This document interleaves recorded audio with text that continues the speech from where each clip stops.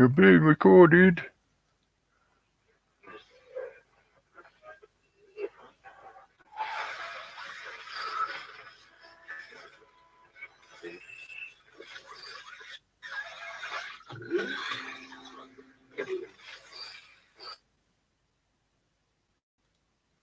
Oh. Welcome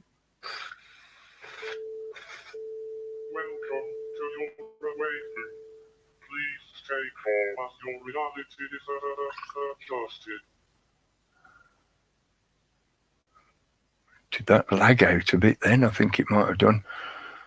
Good evening, greetings, well met, salutations, and welcome back again. Another edition of Sol Excalibre. It's interesting, the recommended videos that come up at the end of that there as well. But yeah, another edition on this Moon Day evening, the 2nd of the 9th. We're into September now, into the month of severing, when things are severed. The summer is ending, the severing of the summer and the beginning of the autumn. Right, stop screen share, that would help. And then we don't have to look at those faces. We look at these faces instead. Hello. And I can see the chat. I might periodically check the actual YouTube page and look at the chat in there, just in case. I'm just curious whether StreamYard is correctly following all of the chat that's being posted. It's just because of the way, now that I know after last week's episodes, the chat only goes a certain distance back and then it clears out the cache. It only contains a certain amount. So hopefully this time, like what I said last week, if you've got a question or anything, put the at hairy cookie monster or whatever, so it shows up a bit more in the chat. And if I notice it, I'll try and take notice. Now that I've got the chat clearly on the same page in front of me while we're doing this, I can keep an eye on it a bit more than I normally do, or used to do, because it was awkward trying to have multiple windows open while talking about stuff. But let's see how it goes. Hello to everyone in the chat room so far. Cannabis-based life form, hello. And Super Leads, hello. Thanks for joining us. And Misty Ernst, hello. Greetings. Dave Iron, hello. And you two are in the room. And Lotsome Tatro, hello. Greetings, everyone. Thanks for joining us in the chat. I'll try and get into explaining why I put what I did in the subtitle under this week's video. Let me just check, is the YouTube page actually going? Yeah, it looks like it is. And I'll remember to turn the audio off. Yeah, it's still there. Right, cool. Leave it muted so it doesn't interfere. But in the info box under the video, sort of like the way I put in a subtitle for these episodes now, I put authority theorists. Yeah, it's not easy to say the word theorists when you're lacking teeth to sound the S correctly, but authority theorists. I was just considering it over the past week in reference to the usual slogan of conspiracy theorist, because it just occurred to me that after I had a little bit of a rant and I was doing a bit of finger pointing like I do sometimes, but talking about the hurricane and that news article a while ago, not so long ago, a couple of weeks ago, that sort of made claim to how President Trump, the president of fart, considered or asked questions whether it would be possible to, deal with hurricanes or deal with extreme weather by using nuclear weapons. And I had a bit of a rant about they're trying to corrupt, pollute, and malform the information and knowledge and awareness of things like geoengineering, weather manipulation, basically weather warfare, by putting this, these two kind of concepts in one headline and sort of coming up with this idea. And whether Trump did genuinely ask becomes a bit of a moot point, because whether they concocted the whole story or whether he did actually ask he might have been told to talk about this subject deliberately for the kind of purposes that they played out, because they want to mess with the public's knowledge and perception and awareness of some of this stuff that's happening at the moment.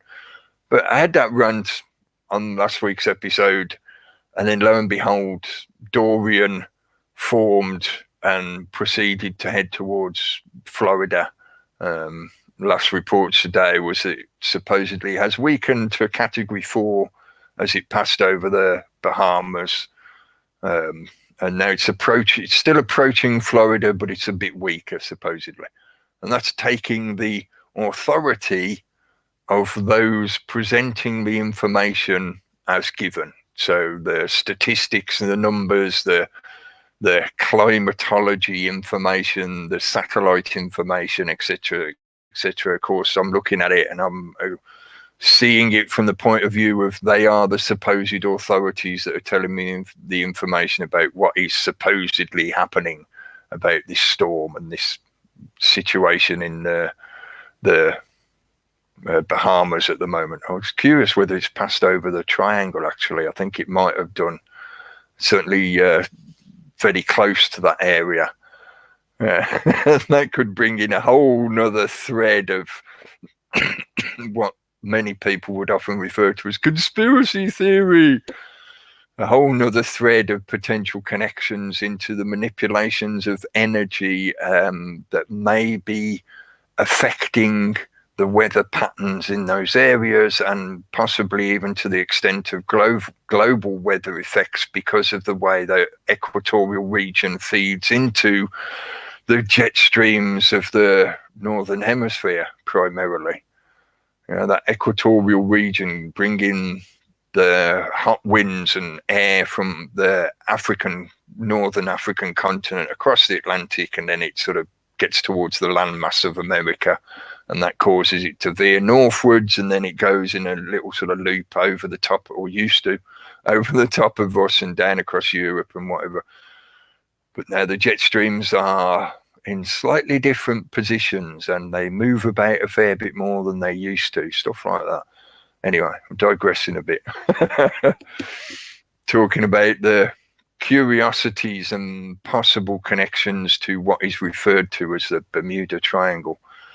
But it's quite common for hurricanes to follow that track because of the way they develop over the equator across the Atlantic and head towards the coast of America. But I did find it somewhat, how can I word it? Not so much bemusing, but it certainly left me a little bit flabbergasted. It's like I was having a rant about hurricanes, and there's that story about Trump and nukes and hurricanes, and then, oh, there's this hurricane. And they're telling us it's this, that, and the other, and it's category 5, it's a superstorm.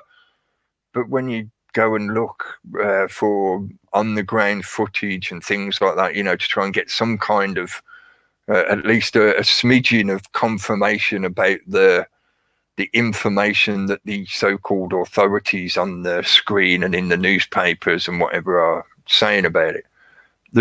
There's a fair bit of video footage coming out, stuff like that, reports from on the ground.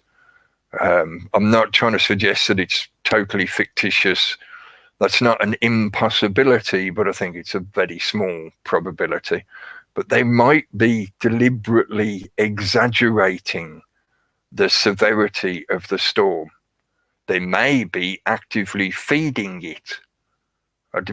In my rant last week, I was mainly sort of making the point of, like, you know, trying to say what I often try to say to people is, please get through your denial barrier that they do not have the ability to affect the weather on such a massive scale. They do. They've had that technology for a long time. And there is active agendas that have been going for decades towards that goal, towards that end of being able to manipulate and outright control the weather so that they can use it in various ways. It's already fairly well established that the global stock markets will react to major weather effects because obviously the prices of commodities change based on the availability that is the result of those possible changes. So if there's a major weather event in a certain area that the stock market is used to being a supplier of certain goods, certain commodities, if that area gets hit, then they know those commodities are no longer going to be available or in smaller supply, etc. So the price is going to shoot up and the stock market reacts accordingly. So the potential of them making a storm out of a gust of flatulence, it's not as I'm trying to think of how to word this. There is a higher probability of culpability and motive because of the integrated global systems that now exist, such as the global stock market. Should really pluralize that, stock markets, because there are some slight differences, but they all trade with each other, so it becomes one uniform system, really. But they know that those kind of effects can affect global financial markets. Therefore, that affects the people in different countries that are reliant on those markets. So you can have a hurricane in one part of the world that causes prices to rise in another part of the world. Therefore, that causes deprivation or a loss of standard of living to the people that live there, because now they can no longer afford to buy those products, or the products are not available to them anymore, etc. So the motives for being able to do this kind of stuff is there outright. You know, it's just, it would be ridiculous to try and claim that there's no motive for them to want to mess with hurricanes. But why would they do that? It's very small thinking, very short-sighted thinking to just dismiss the potential there. There is a massive motive to be able to do this kind of stuff, and this is before you even get to the military and political motives that can drive this kind of stuff. The perpetual arms race between nation states and power groups across the world to be able to have technology that the opposition doesn't have, weaponry that the opposition doesn't have or is not able to defend against, things like that. The only way you can defend against weather warfare is by having your own version of the same technology. So in effect, you stick one hurricane up against another hurricane. So they affect global weather patterns, because all the major nations, I doubt very much the smaller nations are very seriously involved in this kind of stuff, but the main players absolutely are. So you have these different sides pushing and pulling the global weather patterns backwards and forwards, because they're trying to do something to affect the opposition, to weaken them or something like that, you know, to affect them on the global stage. So that me thinking about, well, they often talk about conspiracy theorists, yet at the moment we've got a lot of example of authority theorists, and that got me thinking about, you know, how could you word this? Does that actually work as a phrase to try and get the point across? You know, authority theorists. Are you one of these people who thinks that because there is some ink on some paper and it happens to be formed into a certain symbolic shape that represents a concept, that actually creates an authority that means you can do certain things to other people just because there is this image that has been printed onto a piece of paper?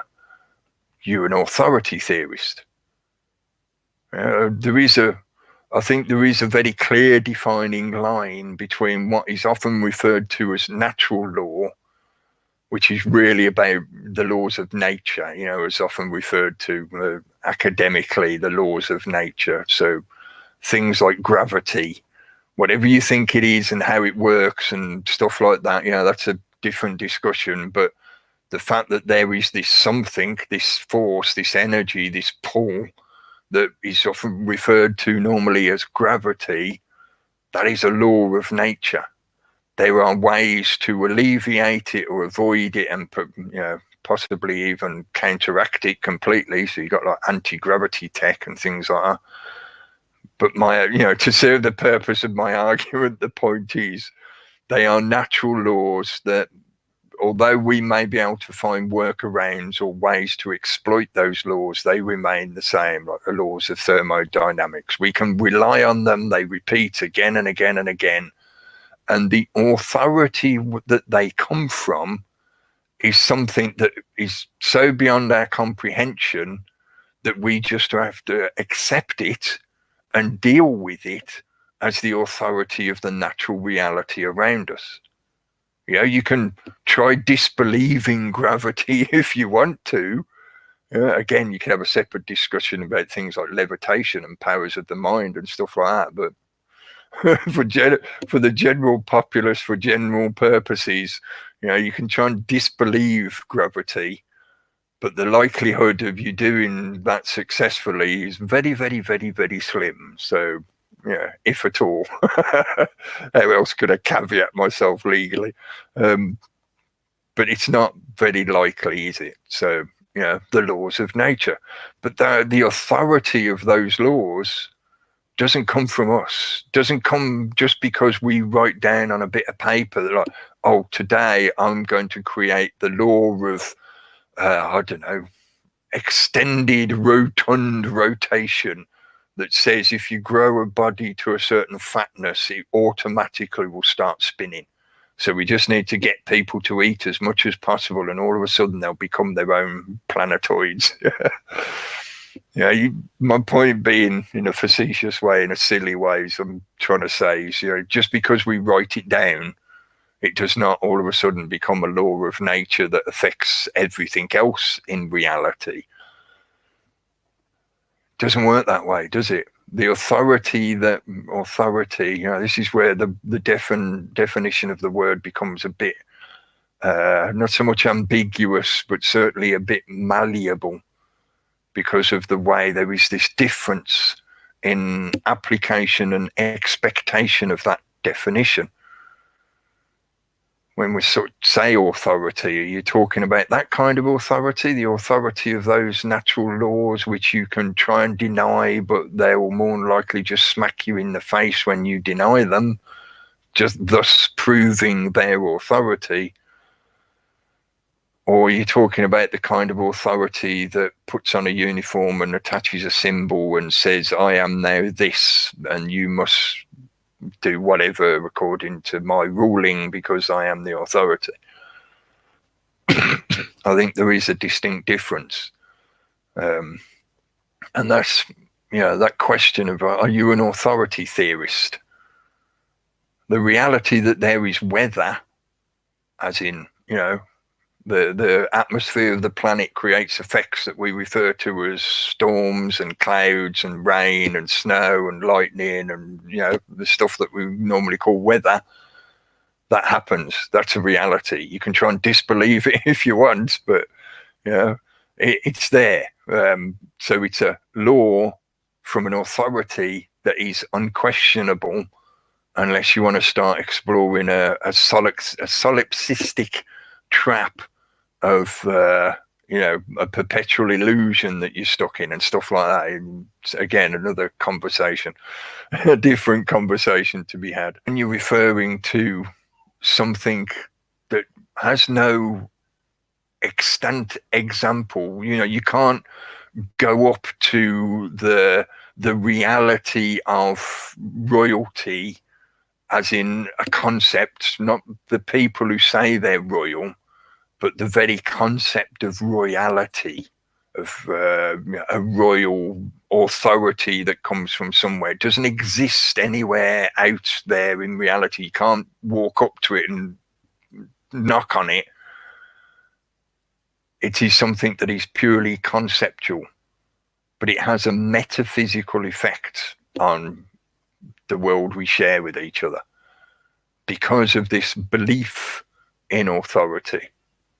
by those people that are, like I'm referring to, authority theorists.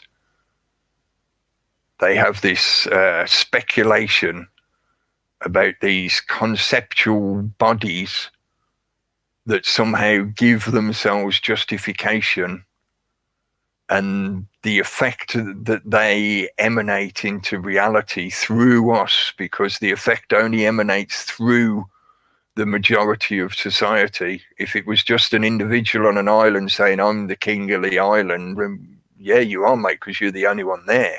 So it makes, it's meaningless. But when you're in a group of two or more people, similar to the definition of conspiracy, two or more people conspiring together or working together to the detriment of others. In the same way, an authority theorist begins from the individual claiming that they are this, that, or the other, but it is reliant on there being a second party there who agrees to that disbelief or that belief system, that delusion. So it is a same kind of conceptual thing as when people refer to conspiracy theorists. So you're an authority theorist then, are you? You have this belief system that says because there is an individual that existed at one time or another, which may not necessarily have hard evidence from a source that you can find the provenance for to factually prove that it existed in the first place, but it's written in a book and referred to occasionally, so it helps explain a certain concept. Therefore, that concept becomes something that is attributed with the same ability to affect physical reality as an asteroid that's been moved around by the forces of gravity and hit you on the head. I find that really difficult. This is, I'm mainly sort of utilizing the phrase to try and make a point that the order followers are reliant on a belief system that is something that can have no reference in society other than itself to claim justification from.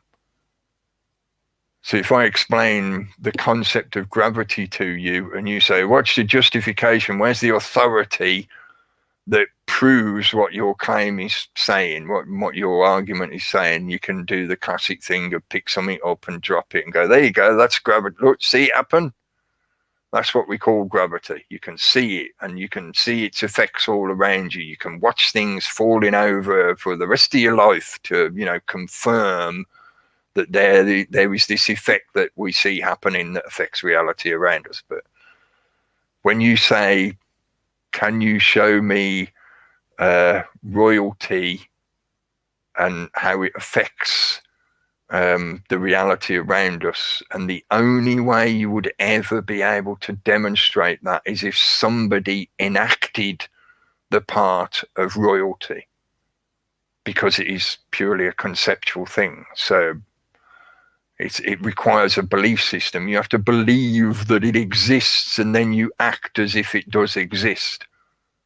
So because somebody at some point says, I had this belief system and it says that I'm in charge and you follow what I tell you to do, and you accept that belief system, and then it just builds from there, obviously. I won't go on and on about the same point. But I thought it was just interesting how the situation developed with the storm growing over the week. After that story about Trump and nuclear bombs and hurricanes, and at the moment we're in a global situation where a lot of what is going on is based on a belief system of authority that says, we're doing the right thing, folks, we're doing it for you, we're doing it to save the planet, we're doing it to save you, we're doing it to make life better, we're doing it to make sure that nobody's ever offended, so that you can all live this androgynous, stunted existence of not really existing. in so many different ways, metaphorically anyway. Yeah, a belief system that requires you to accept this theoretical concept of authority. The other thing I wanted to mention that sort of adds into that jigsaw puzzle view of the past week, like I often talk, I'm usually talking about stuff that's happened within the week, because I think it's a good way to help people see bigger concepts or longer arcs of the agenda by taking a snapshot of the week and going, look, here's that agenda popping up again. Oh, they're talking about nuclear weapons and hurricanes. You ever heard of geoengineering? You heard of, you looked at any of the information about the many decades of technological development of how to manipulate the weather? And so, there's another pop-up of that agenda. But anyway, one of the other ones, and it just so happened to sort of have a small culmination today. I just saw before we started broadcasting, Boris had made a statement about there will be no election. I don't want an election. Basically talking about the prorogation, if I can say it, the prorogation of Parliament. In other words, the suspension of Parliament. But obviously there's some pushing for a general election and the rumour mills are burning, and we've often been talking about, that may be more than likely that's the way they'll play it out. They'll have an election and that'll allow Corbyn to come in, and then they'll move to the next part of their agendas. But yeah, Boris made a statement. But what I mainly wanted to mention in reference to this authority theorist idea concept, it's just a concept, it doesn't exist in reality, was the very fact that Boris deferred to the authority of the Queen.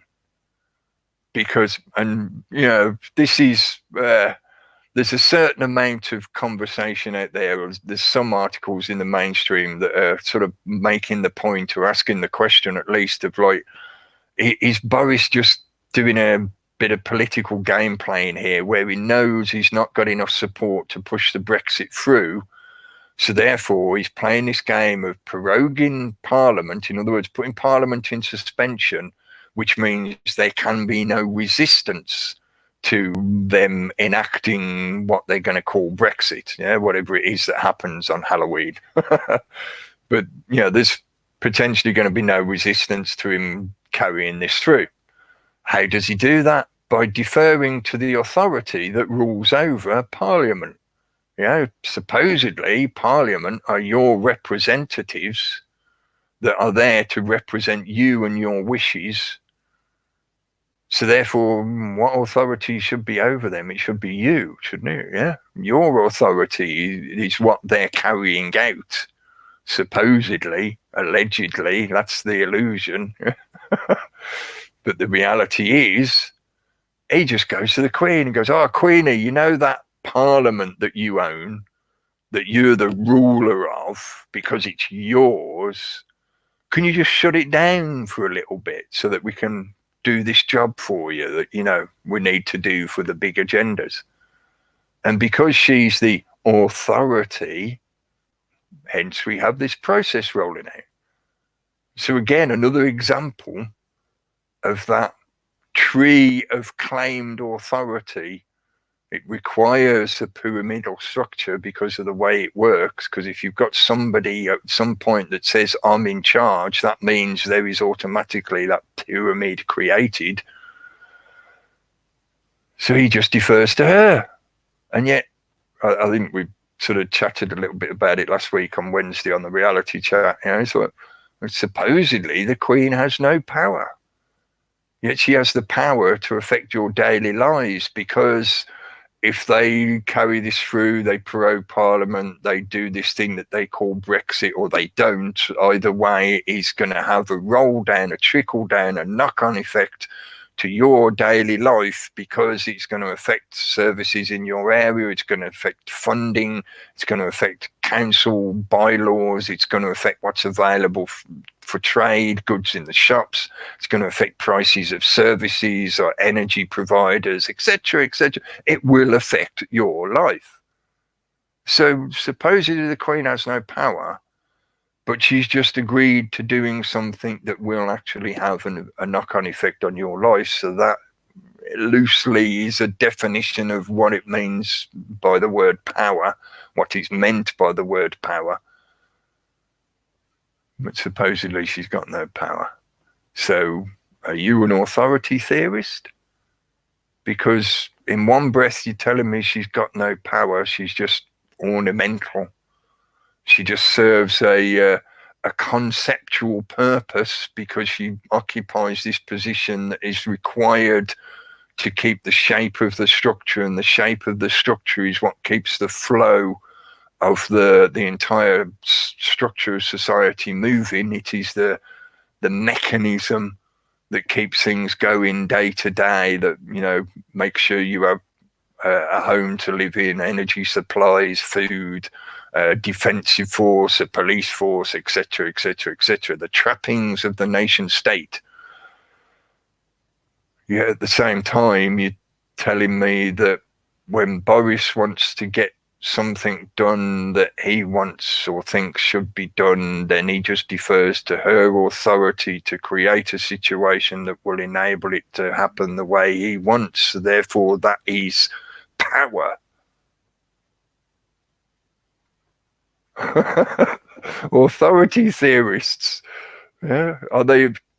I mentioned it earlier, and I know this is a classic one. If you're interested in these kind of arguments or points of view or ideas, whatever, then check out Mark Passio. He often talks about the order followers, and this is something that is not necessarily a concept from him directly. You know, he didn't invent the idea. He's just very good at getting it across the way he presents it.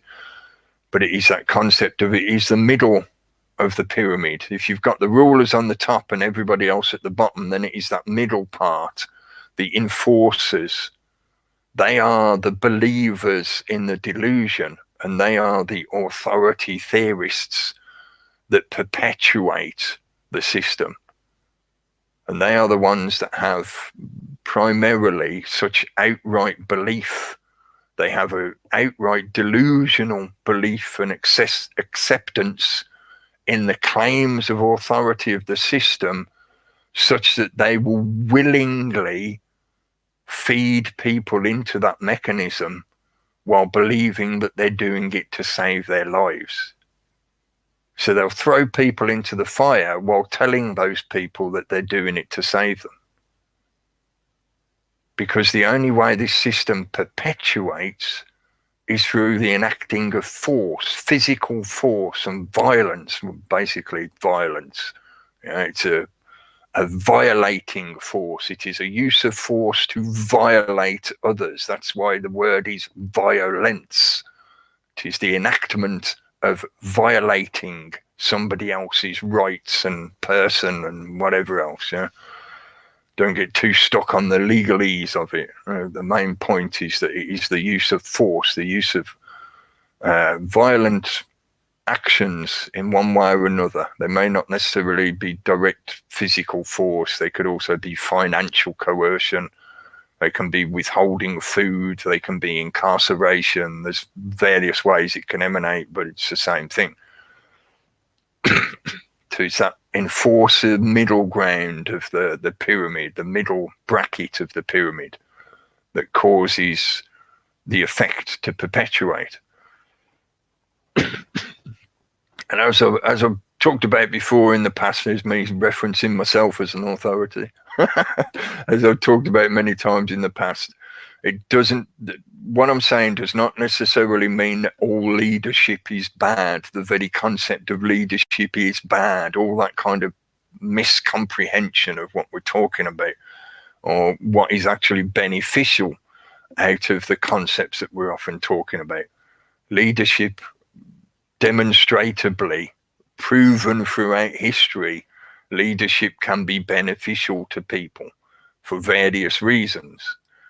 But the delusional belief in a leadership that repeatedly proves itself to be despicable and to have little or absolute zero concern for the people within its supposed care or under its supervision, how many times you need the evidence to show you that it is corrupt from top to bottom, it is infected, it is polluted, it is corrupted, consumed, and just turned to shit. So your constant belief and defending of it does nothing but perpetuate and increase the level of suffering. Because if you can't call out the psychopath for being a psychopath, then all you're doing is guaranteeing the destruction of more people at the hands of that psychopath. So how else do you get past that point? How else do you try and twist your thinking to try and fit around accepting the concept that these people are, or they must be doing it for some good reason? It's just that the reason is so complicated that little old me just can't figure it out. So I just have to accept. I just have to believe. I just keep on believing so hard that they must be doing it for our good benefit. I've ranted a lot over the recent weeks about the Epstein case, and I noticed that I'm not sure exactly how this is affecting it, because when I look at my YouTube channel page, it's there showing up on the page. But last week's episode, I did talk. No, it was the first of season 3, so it was a prior week's when it was called 2 Moons for Fapstein. Well, that's the subtitle. For some reason, whenever I go to look at it in the YouTube studio, content creator studio part of the system, it's not showing up, as if it's not there.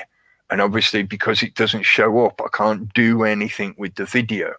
So I can't access it, I can't edit it, I can't look at the analytics for it.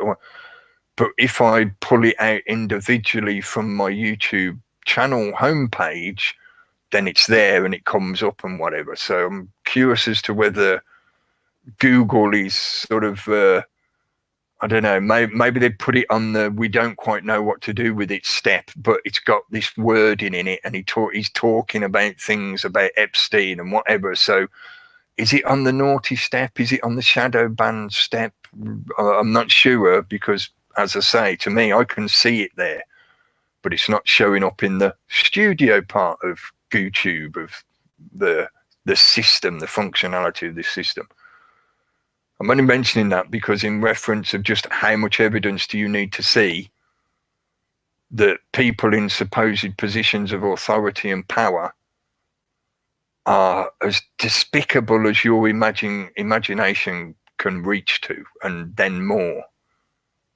Far beyond your imagining, these people are doing stuff that is, to everyday people, or as the cliche goes, to normal people, to normal everyday people. Those that sit in positions of power are so far removed mentally and physically, because they don't live in the same society that we live in. They live in a completely different society. They are so far removed from where we are and the way we think, and I'm grouping everybody together with this, but if you think you can imagine what they are like and how they think, and that they are somehow doing these messed up things to us because they're trying to help us in some fashion, I don't know what else to say to you other than just look at the immense, massive amount of evidence that there is that they do absolutely, completely and utterly the opposite. They see you as a resource to consume, to serve their own purposes and pleasure. I'm not trying to suggest class warfare kind of thing, eat the rich. But this is about dealing with the denial and the misconception of concepts and ideas, definitions, things like that, the use of language in particular in that reference. Authority. What do you mean by authority? What is the authority of your words? Are you using the Oxford Concise English Dictionary to look up the words I'm using and see what the definition is. Is that the authority, the Oxford English Concise Dictionary? Do you want to reference a different authority? So again, what does the word authority actually mean? If you can have multiple authorities for things, then doesn't that negate the very definition of authority? Authority surely means that it's the thing that is the author, that where the whatever it is you're talking about originates from. So if you if you accept that there is some kind of creator being or whatever it is, then that's the authority, that's the author of this creation, of this reality, because that's where it all began from. When you read a book, say you read Harry Potter, you say, oh, where did the idea of Harry Potter come from? The author was whatever her name is. I can't remember, Dowling. I can't even remember now off the top of my head, but that's the author. So she is the authority on that work because that's where it all began from. All the ideas came out of her originally.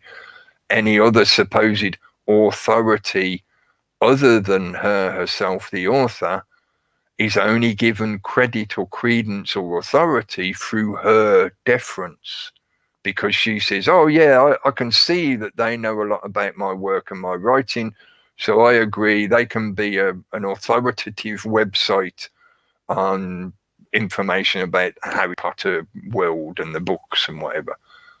But really, the only, by the definition, true authority of that concept is her herself, because that's where it started from. So your local authority, hang on, how can you have a local authority? Authority is non-localized. If it's local, then it's not the authority. It's a sub-branch.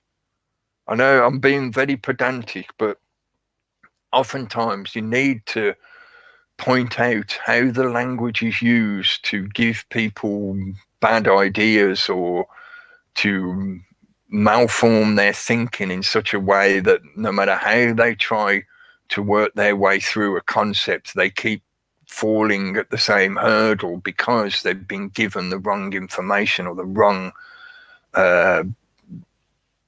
toolbox to work on that idea with.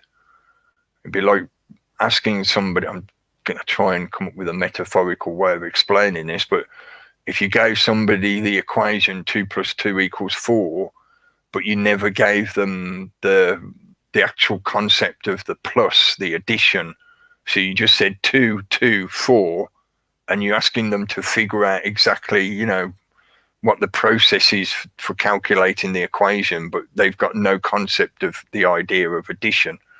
It's not a very good example, but hopefully that makes sense.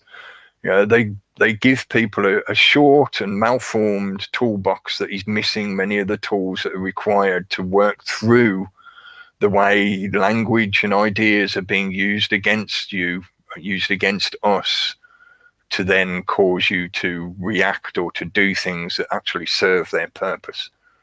So the messing about with language is one of the main things. Authority theorist, are you a conspiracy theorist or an authority theorist? Well, you're just a theorist. I theorize upon the definition of authority. Sorry, I just noticed Gary had put a screenshot. Let me just grab that up. I'm pretty much done with my ranting tonight, guys. I didn't have a lot of sort of in-depth bits and bobs about the details of these stories. This was more it just sort of stood out to me how the convenient coincidental timing of the story about Trump and the nukes and the hurricane, and then Dorian happens, and this is really good justification for them at the moment to do the kind of emergency response shit that they've done in the past, where they'll come in and clear people out of areas or reclaim areas, blah blah blah. And at the same time, it's pulling a lot of the public's attention away from other stuff that's going on, which is multiple, the Iranian situation, the Israelis attacking Iran, etc. And there's various other things, of course, going on, doing the laundry list kind of thing. I was going to say, Cookie, Israel are also attacking Lebanon. Yeah. Again. Yeah. So, claiming that they were hitting Iranian forces in Lebanon. And attacking Syria and attacking. Seems to be quite a lot of attacking.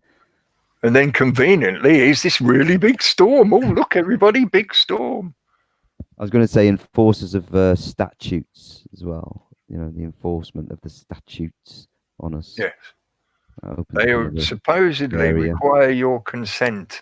Yes. Yet they are enforced by use of force, even when you clearly state that you do not consent.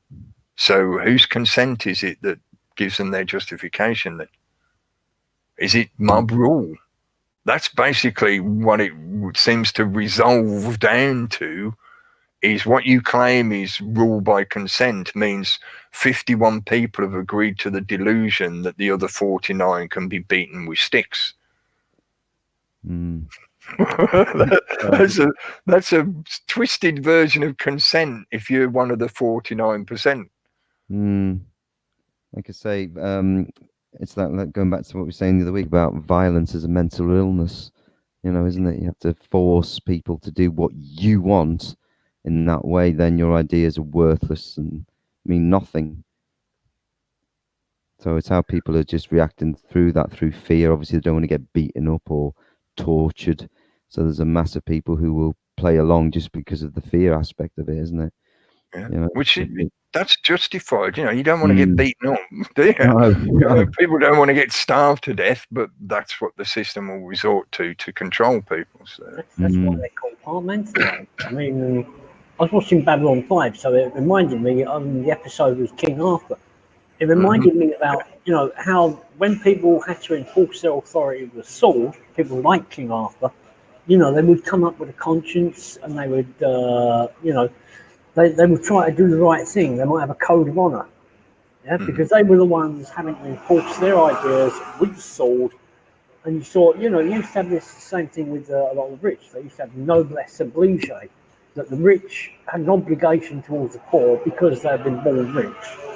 But you see, these police that will carry out the violence, you said that their ideas are worth nothing. They don't have any ideas. That's what they've done. They compartmentalise the people with violence in one thing, and the people with the ideas who will never have to see the people beaten on in front of them, you know, they're in another box. So before we move on and dig a bit further, let me just do a quick hello to people in the chat again, because I know a few more people have joined, and I can see the cache of the chat is starting to get cropped. So it's only going back to 8:07. So I just want to quickly go down through it again. Apple Charlotte, hello. Thanks for joining in. And I said hello to Super Leads. I hope your mum's getting better soon, right? I tried to read through some of the chat. I'm sorry I can't keep up with everything, but I'm trying to read comments as we go. I'm trying to, like I say, to make sure I don't miss people. I'm sure I saw somebody else before it cropped as well. Michael, I think it was. Hello, Michael. I know there was more. Where's it gone now? Scroll down a bit quicker. Gypsy Soul, hello. Mickey Finn. Mickey Finn. Cool. Yeah, hello. Sorry, it sounded a bit like you were asking for, you know, you were ordering at the bar then. Mickey Finn. And Neo Dog, did you say hello, Neo Dog? Like I said earlier as well, I'm trying to keep an eye out if there's any questions as well. So that's distracting me a little bit more, but I'm trying to get into the habit of keeping an eye, one eye on it. Authentic human programming, hello. It's quite convenient, you know, synchronistic, authentic human programming. That's a lot of what they're doing at the moment with that kind of authority bullshit. He's trying to program people. Right, have I said hello to everyone? I think I might have done. James is always there. Say hello to James. Yes, hello, James. Yeah, I know he's always there. He doesn't sometimes chat, but yeah, I know he's listening. Yeah, right, okay. Let's scroll to the latest update. Hello, yes, it is exactly delusion. Right, sorry, go on. I thought you was wanting Oh to say. no, I was just saying. Yeah, no, nothing really. I just Yeah, put down. no. No, nothing really. No, I put down a couple of notes. Interesting. Yeah, the confusion and distraction is always top of the list, and this nonsense we've heard today. I'll talk about it more Wednesday as this unfolds. It could well be we're having a general election the way it's looking, and they Yeah. reckon that could be as early as the 14th of October. So it's looking, likely.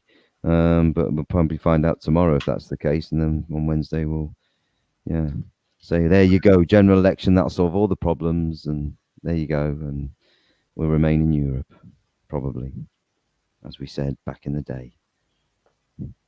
But Well, they need to, one way or the other, they need certain agendas to keep rolling along. yeah. And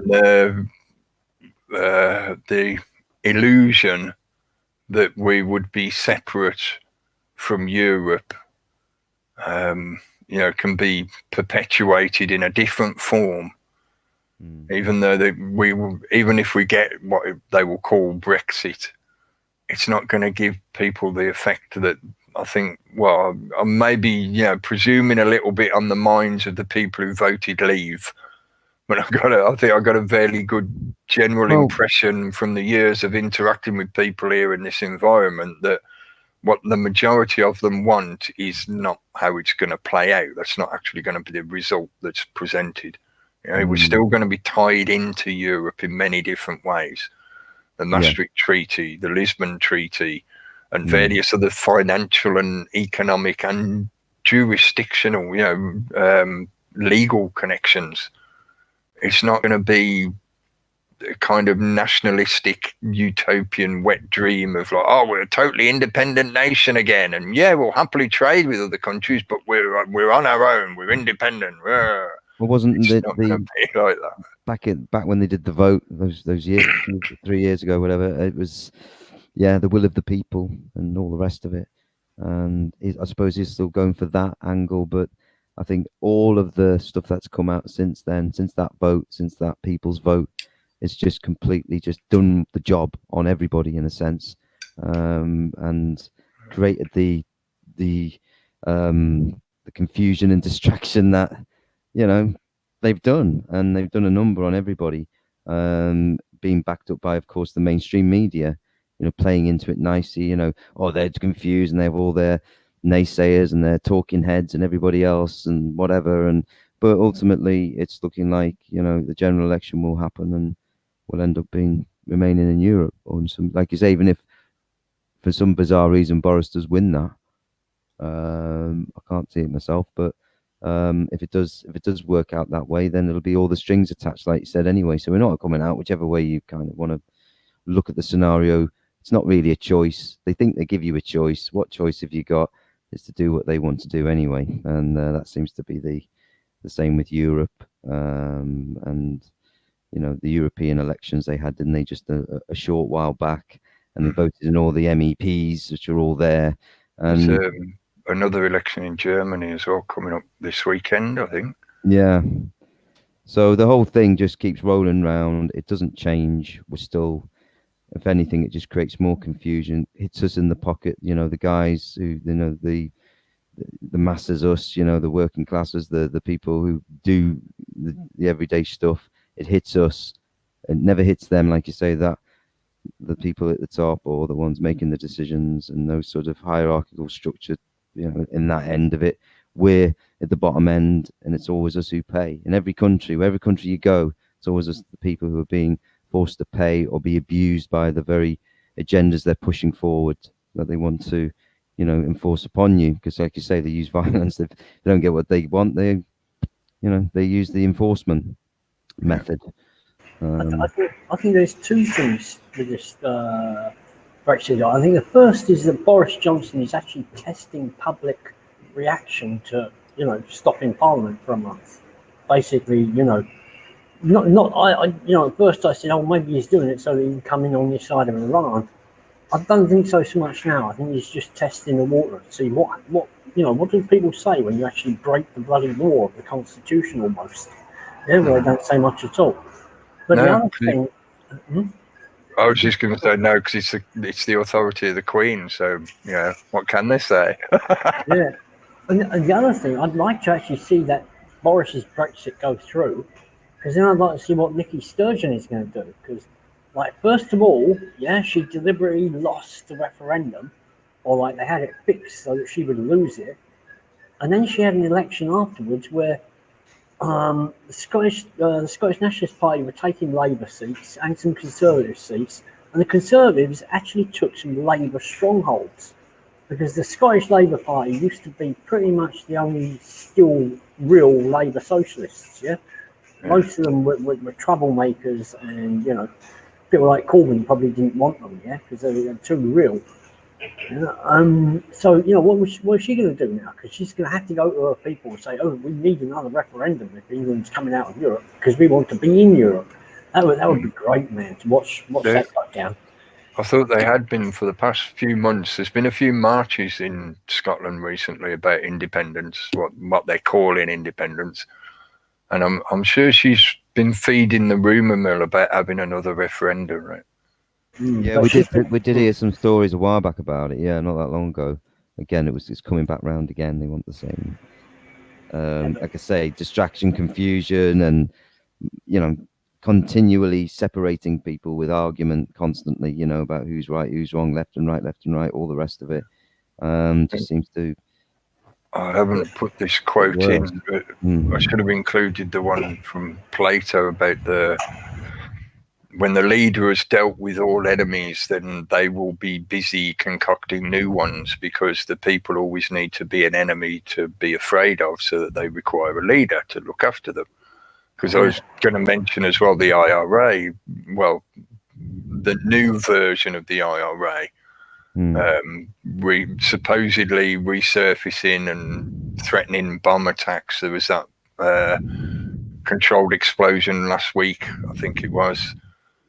So not just Scotland, you've got to obviously have the Irish question in there as well about that situation, and they've been amplifying and feeding the rumours about that potential threat. If you don't go along with what we want, then the boogeyman will come out and start blowing things up again. Yeah, we'll blow your back door open. Yeah, I only told you to blow the bloody doors off. You got to get Blair back; he'll sort it. He was actually, I didn't even watch it because I didn't want to throw up. Yeah, but he made some kind of statement that I think was on Sky News. I saw the headline of it saying about how Brexit was silliness or something, and they want to remain in Europe. He didn't mention Iran as well, did he, in that? That was every other word. Yeah. Yeah. It was just like while he was saying something else, he just inserted the word Iran every so often. Yeah, and what was his fee, I wonder? Yeah. Well, that's the cost of doing politics for them now.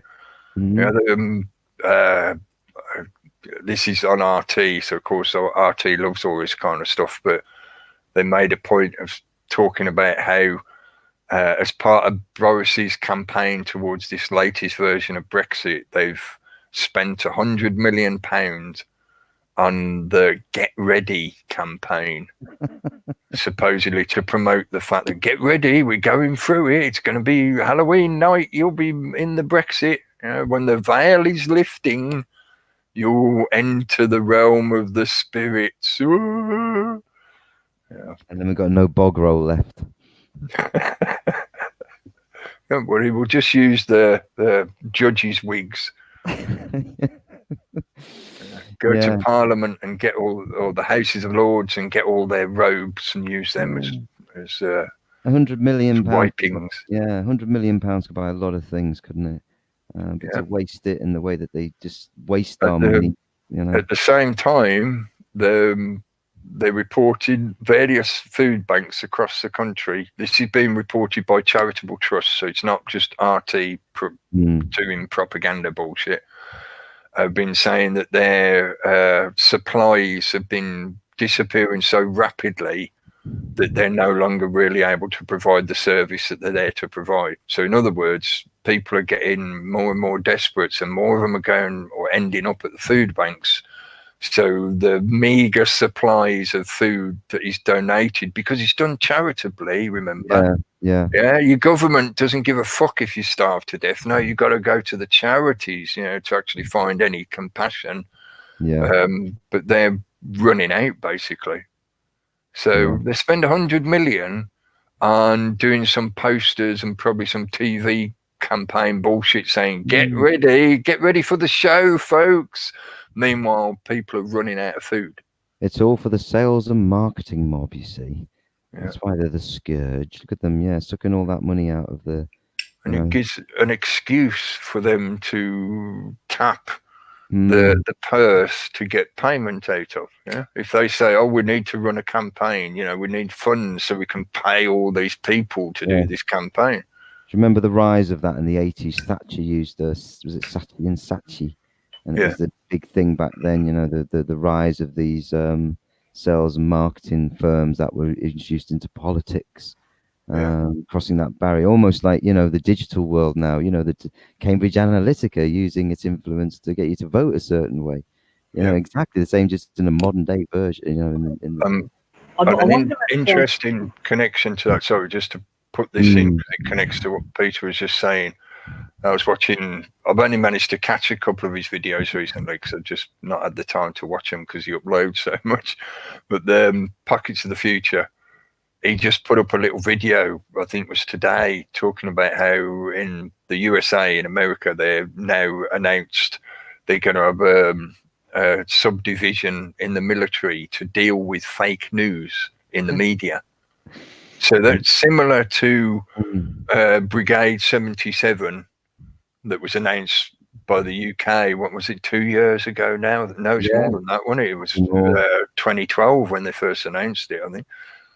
So they're now doing the same. And when you add into that consideration that in the USA they've got this thing called the Smith-Mundt Act, which basically gives the governments the legal permission, the legal authority to actively use propaganda on their own people. So they're basically telling you to your face, the evidence is there in front of your face, that not only are they putting out propaganda to steer your perception, to mess with your thinking and your perception of what the fuck is going on in the world, but they've also spending your tax money to have a whole subdivision of the military that actively works against the very propaganda that they themselves are putting out. They'll use the plausible deniability claim that division is to deal with foreign propaganda, but they're dealing with propaganda, which their own government is pushing on their own populace. No, those troops are there to discover the people that are not fooled by propaganda and make a big long list of them. Well, that was part of it was actually mentioned in the article. They said, that's part of it. They're given sanction to create fake accounts and stuff like that so they can monitor people.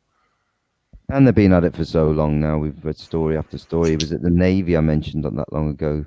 US Navy were collecting millions and millions of social media data, loads of accounts and stuff to analyze and see how that could be used in some form or whatever to control you even more, whatever. But they're doing it constantly. It just seems that the younger, the youth, if you like, or the millennials, the ones who, maybe they could switch that round. I don't know. It's this social media thing's turned into such a beast, and the way that people just give their data away quite easily and not are happy to click OK and accept and whatever.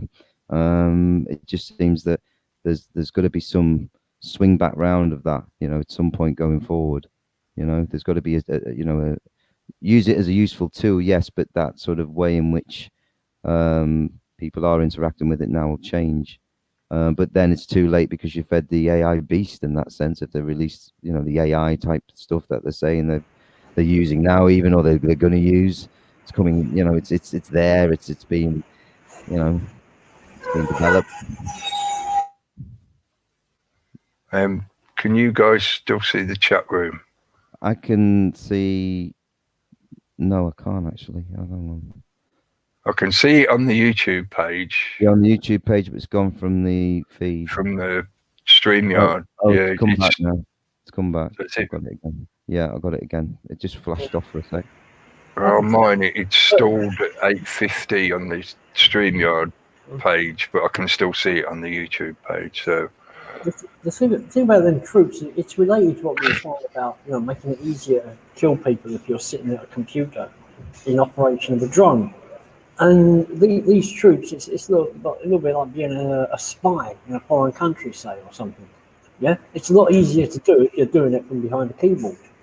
You know, you don't have the same moral ambiguity. It doesn't feel as moral or immoral.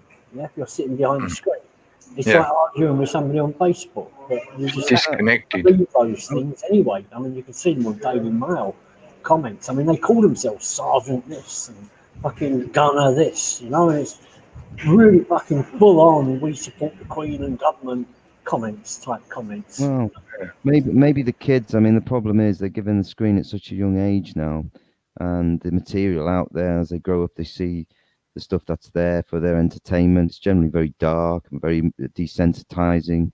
You know, in the sense of all the violence and gore and God knows whatever. You know, and some of the films are, you know, that I was hearing about one movie. Someone was telling me set in there sort of in the woods in the camps, and then all this horror starts and people are dying or whatever. And you think, well, you know, nature, they should be out in nature, not stuck in front of a screen, you know, kids especially, you know, scaring, you know, it's almost like the real or the reality that they want you to have is the screen rather than the real nature. Or we've said this many times, I'm sort of preaching to the choir, but you know what I'm saying.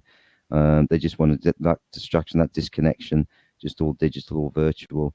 And the kids, you know, eventually, I think there's a switch back around. You know, it could, you know, like I say, have an opposite effect going forward, rather than people following the, you know, the way in which they want it to go. You know, where we're just hopelessly all connected, and you know, we're just sitting there like zombies all day, just connected to a virtual reality type existence through work or whatever. Because I mean, in the workplace, there, you know, it's all screens, or you know, they don't want to use paper now. You know, I've said many times, you know, writing will become a very exclusive or very you know, niche thing. You know, where people can be able to write and use pen and paper and things of this nature. But you know, they want that sort of, like I say, that's what they want us to take us away from that. But they may be, or hope, well, I think there will be this swing back. Like we say, it will come back on itself, and those who wish to enforce all this madness that we see, this crazy stuff, you know, people are being sort of encouraged to take part in or think like, you know, it's it will change. I did send an invite to Jeff C, but he might not be online yet tonight. But he was banned off Twitter for mentioning Epstein. Yeah, it's one of the reasons why I thought he might pop in, because if he's been restricted on what he can post at the moment, he might like the opportunity. But just because what we're saying about what you were saying about the media and the way it's affecting people's thinking to such a degree that it obviously affects the society we're living in. Can talk about the kind of desensitizing and the disconnection, like Gay was talking about. You know, people are drone operators and stuff like that. They're so disconnected from their actions or the results, the consequences of their actions, that it's as if they're existing in a virtual space, even if they are sat there with a joystick in their hand and whatever. In their mind's concept of what is actually happening, it's almost as if it's in a video game. And you know, whistleblowers, that I can't remember his name, the one guy who came out not so long ago, said that was the kind of effect he felt from it. You know, it's just how can I describe what I'm trying to say? I've been a bit lost for words recently. That's not like you. Just trying to think of ways of describing it, you know, just to try and form the thought into something that can be shown to somebody else, you know, get it dressed and ready to go. Sorry, I just noticed as well that's still not catching up. So hello to the chat room. I think I saw Hugh McMahon in there earlier. I keep checking it on the YouTube page, but I haven't been able to get the one on the StreamYard page going again. It seems to be sticking or something. But what was I going to mention? Yeah, eugenics, basically. Because I know it's a topic Jeff C's covered a lot. We've talked about it quite often. The use of media to create a kind of eugenics, not a kind of, a definitive eugenics effect because of the way it affects people's thinking, and that thinking therefore affects the way people are living their lives, and that is the eugenics effect. So that kind of concept of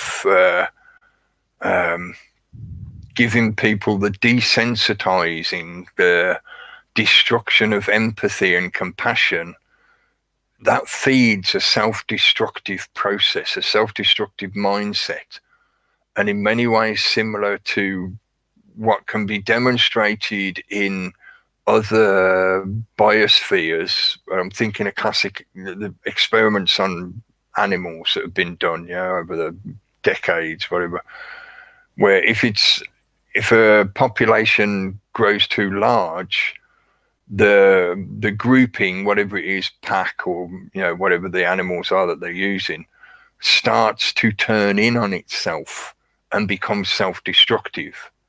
So things like they'll stop mating, or the reproductive processes will seem to break down for some reason. Parents will reject their child, their progeny. They'll abandon the babies, the newborns and stuff like that. There is a psychological element even in animals, in the animal kingdom.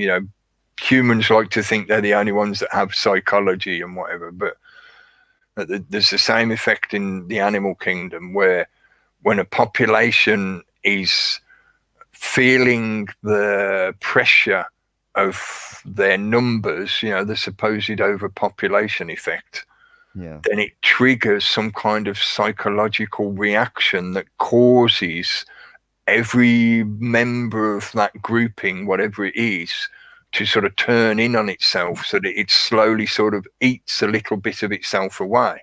And that enables the numbers to drop naturally. When you're talking about the animal kingdom, most people think of all the shit that goes on to be just natural processes and use that kind of terminology.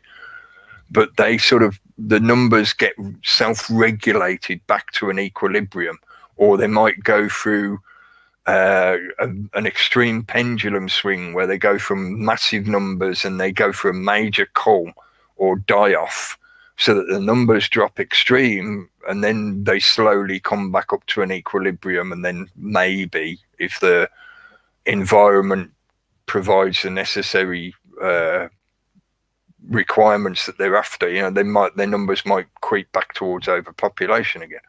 But my point with all that is that level of desensitizing feeds or triggers that kind of self-destructive psychology. So it's like they're initiating a eugenic psychology, because people are becoming self-destructive. You can see it every day in the news, and you can experience it in your own neighborhood, in your own community, in your own social circles, where or tune into Netflix. Tune in for another episode of This Week on Your Misery, where they come up with all these storylines that are just designed to make you depressed as fuck. They are designed to. I wondered about it the other night. Actually, I was trying to catch up on some of the programs that I usually tune into, and I was just sat there thinking, I got this impression that a lot of these shows are just a vehicle excuse. Because last week I was ranting about the Wicker Man concept, the use of a vehicle for a narrative and whatever. They're just an excuse to bring out of people the most negative emotions they can dig up. So instead of let's celebrate good stuff in life, because everybody knows there's bad shit, so you deal with the bad shit, don't you? When you're getting blasted in the face by the heavy rain, the torrential rain, you get your head into it and you keep walking, because it's bad shit, but you just get on with stuff. Yeah. But what they seem to like doing is, rather than having that attitude of like, yeah, everybody knows there's bad shit, but we're all getting on with it and look at the good stuff, they concentrate solely on the how can we create a script, how can we create a situation in the script that enables us to create this just massive overload of the kind of negative emotional responses. So the obvious ones like fear and whatever, but it's also stuff like hopelessness, horror, thinking of things like the Walking Dead series, that I gave up on that, I don't know, 2 seasons ago, because it was just like, this now is just ridiculous. They're coming up with any old bullshit just to create a situation of abject horror and depression and hopelessness and all that kind of shit. And it's like, when you skim through the channels on the TV, and it's not all the TV, but it's the majority percentage is this kind of theme. What is this theme initiating in people? That's what I'm trying to sort of point out. Is I'm curious about questioning. Is it triggering that kind of psychological self-destruction? In headlines, I saw one the other day, and I think maybe this is telling you what they're doing, embedding within all these negative stories. I think there was a newly-wedded couple, or it was just a guy and his girlfriend killed in tragic car accident driving away from a wedding. So obviously you don't want to be going to any weddings. Weddings are bad. But I mean, why that story? There's just been a wedding, there was a party, maybe somebody had a bit too much to drink. But no, this is a tragic incident as they drive away from a wedding. Why report that? Why report that? It's just, I think it's all to do with, energy, as you know, the lower energy, the energy centers that are lower down, they represent that sort of, fight or flight or negative, or that sexual chakras and things like that. So they keep you in that sort of end of your body. They don't want you in your head. They don't want you lifting up or into your heart center, into here. Mainly it's the heart that they keep blocked, which is in the middle.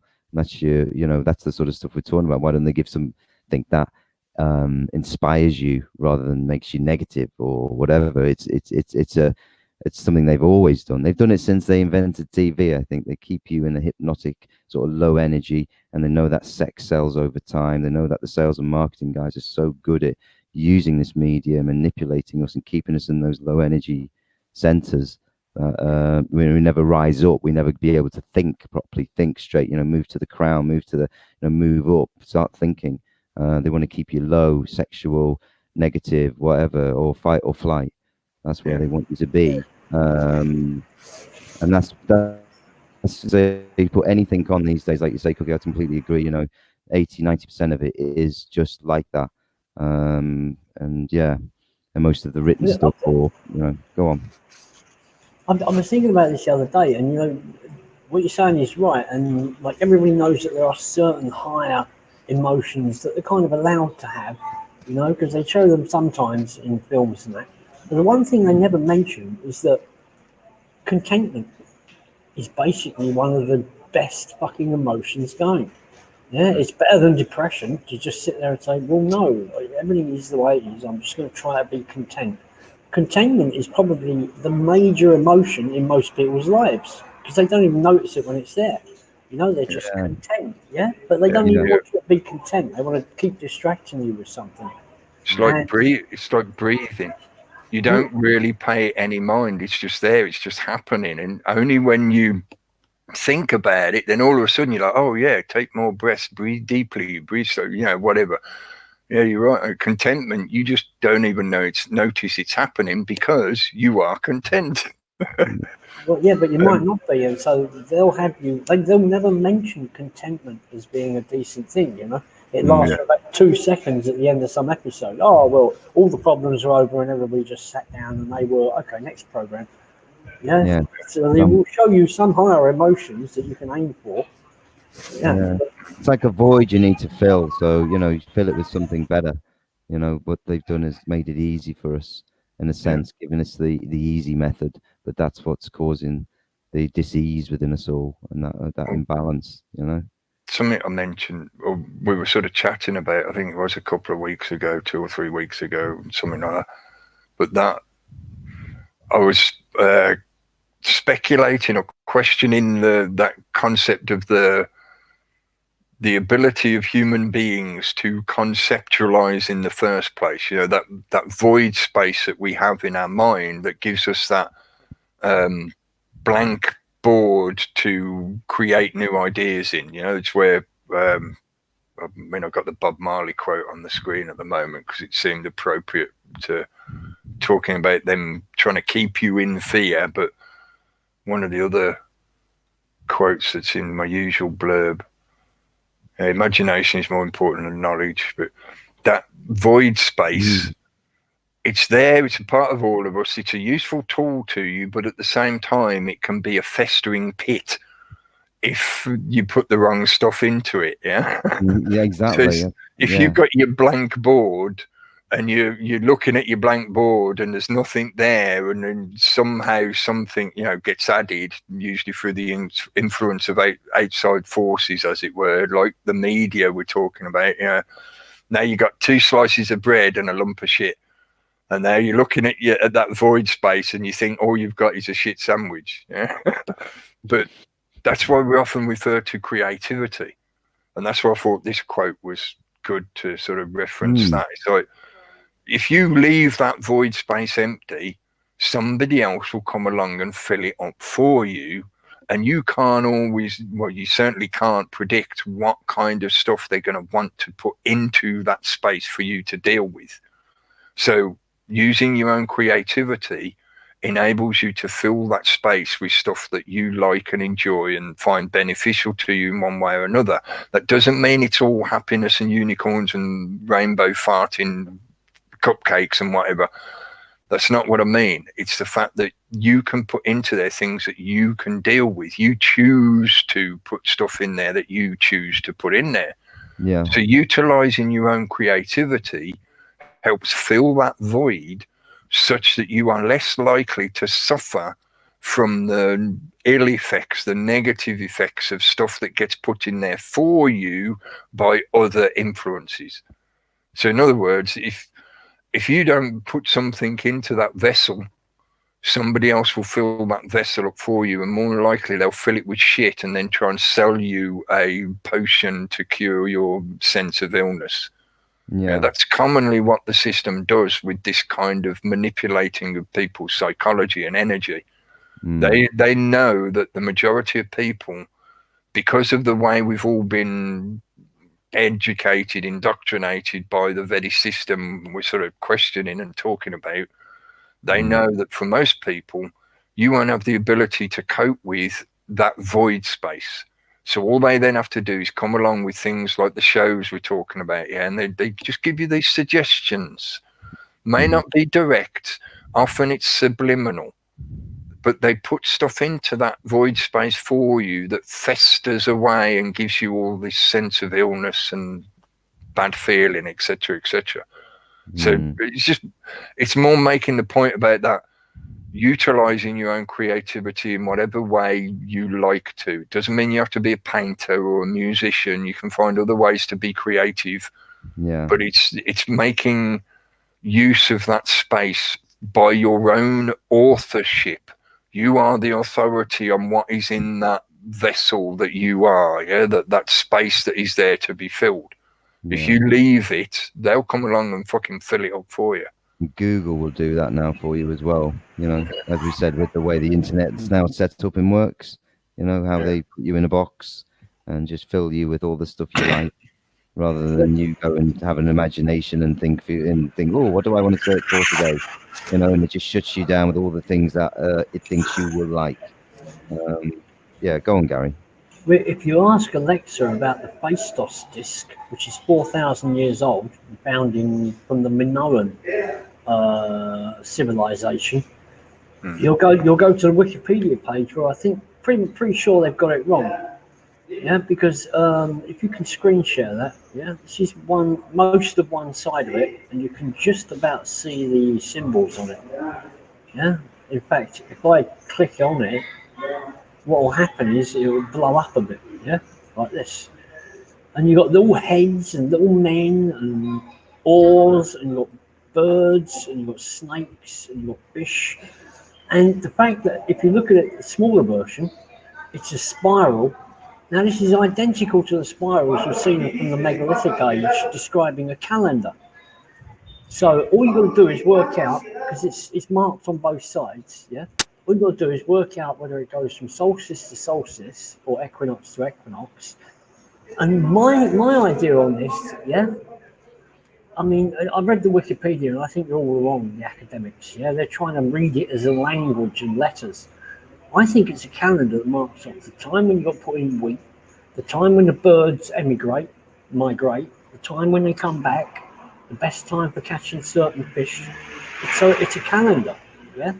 And you might even find some reference to certain star signs on there. And the guy that was doing it, he said, I think there's something like 30 or 31 actual compartments on one side and 31 on the other, yeah? And this guy, he came up with this really complicated way to turn it into a 493-day solar year. Because this is from a video on megalithomania. Now, the best thing to do is go and watch everything this guy says about it, and get a big picture of it yourself and forget what he says. Because I'm pretty sure he's absolutely wrong on everything.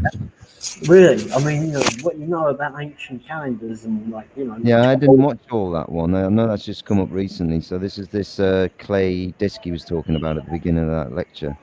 Yeah, and he then goes on to talk about a megalithic yard and this really crazy way of measuring 83 degrees exactly by using the path of Venus and swinging a pendulum as Venus sets. Yeah. And what's this called, Gary, again? What's that? Is that the what's it called? That disc? This is the Phaistos. Phaistos. Yeah, it's a Greek phi. So it's Phaistos, Phaistos, and it's 15 centimeters across. Mm-hmm. And then I immediately looked at the Nebru disc, which I mentioned a few weeks, a month ago. The Nebra Sky disc. Yeah. Put the link in the chat if you can't. Put the link in the chat. I will, yeah. And the Nebra was 30 centimeters across. Now something's going on there, yeah. Yeah, definitely. And to start waving pendulums to measure 83, I mean, you could do it, yeah, but this has got to be something fairly simple that you can do anyway. But you could possibly do it because the pendulum's movement would be affected by the forces in that area, the gravity, etc. So you could not transliterate that calculator or that system of calculation to everywhere else. It wouldn't be a guaranteed uniform result. No, and the moon changes size as well, which is why I was thinking of something, putting out 3 sticks and watching the moon as it passes its width between 2 sticks, and then put the second one in to mark 1 moon diameter, and then again when you've got 2 moon diameters, because even if it's its biggest or its smallest, the relationship between 2 to 1 will be the same, but that's going to be really complicated to work out. Well, you've got to remember, megalithic though, they definitely had hypotenuse. They had 3, 4, 5 triangles. They had 3, 5, 13, 12, 5 triangles. Definitely. Yeah, it's so on the Giza plateau. Yeah. So you've got to start looking at the diameter of these. All the way around these discs, which is like 47 and 94 centimeters, and just try and make the measurement out of that somehow. Go on, Pete. No, I was just thinking of the materials the Nebra Star disc was made out of. That was gold and bronze, was it? Gold and bronze? Copper as well, I think. Copper. Yeah, and with the number of points around the edge. So I'm gonna that's why I've got to go back and look at that one to see if there's any similarities in the number of symbols. Yeah. But with that one, you could work out the occlusions of Mercury and Venus. Yeah, just by following the discs around. Yeah. You get a little peg, put it in one hole, and you move it every 3 days, and the other one you move every 2 days or something. Yeah, but it's a fairly simple thing once you know it. And you can measure all of the alignments. That kind of style that they've done that stone in as well, similar to the Nebra disc, means that, like you say, that could easily be utilised as some kind of calendar, because you can lay it down and measure it and look at the the sun or the moon position, etc., in relation to the calendar stone. So it makes more sense that it's some kind of calendar rather than just an alphabet or text. Yeah, and plus the spiral actually represents the sun as its arc rises each month a little bit higher, and then it sinks back down again. Yeah? So that's why they use the spiral in so many of the megalithic inscriptions. And this whole section you're talking about, I mean, I know, we could dig into various aspects of what it is and how it works and stuff like that. But for me, the main thing is the element that a lot of this knowledge has been either suppressed or taken away from us. A lot of the academics will try and claim that it's just been lost, but most of it hasn't truly just been lost. It's been taken in one way or another. We've been excluded from it. It's it's part of that dumbing down process. I know that's somewhat of a kind of cliched talking point maybe these days. You'll often see it referred to in the press, in the mainstream media. They'll talk about people being dumber and shorter attention spans and shit like that, and it's been turned somewhat into a cliche. So you're talking about modern people being dumb and all that. And it's like, well, when you look at information like this, and like you've just been saying, Gary, trying to figure out, well, how did they calculate it? Because obviously they didn't have, well, I say obviously, more than likely, they didn't have computers as we know computers to use. So they must have been using some fairly simplistic techniques, like your idea with the sticks to measure them. They must have been doing something like that to be able to do these kind of calculations and transmit this knowledge again and again and again in a reliable way that can be referred to.